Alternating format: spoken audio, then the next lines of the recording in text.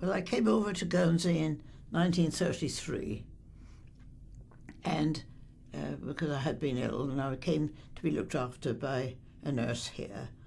And eventually I made Guernsey my home. Well, I met my husband during the occupation, and then after the war we married, and during the occupation he was seconded from the post office to the States to do a special job for them, and that was why he wasn't deported with the other Englishmen of military age in 1942. But he himself had been in the First World War. He was in the Flying Corps. He was in France in 1915, and he was only, I think, 17 and a half. He put his age forward and got there. That had a very hard time, of course, over there. When's your 98th birthday, Elizabeth? When is it? Yes. October. October? Yes, 17th. Right. Yes. So you're now 97 years old? Yes.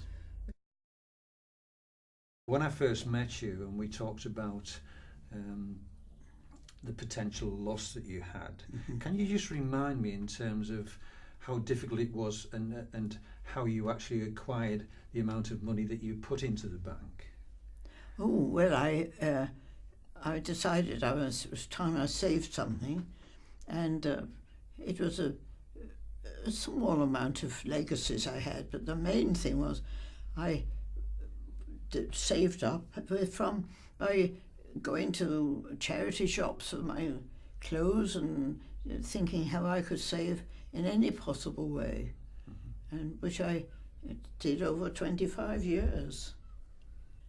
But I always felt that I was saving up for any future when I could no longer stay in my own home. And I'd have to go into an expensive nursing home or care home or somewhere.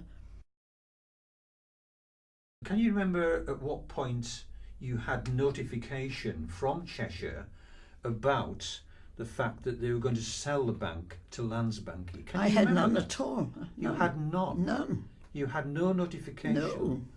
So how did you first know that Landsbanki was now your bank?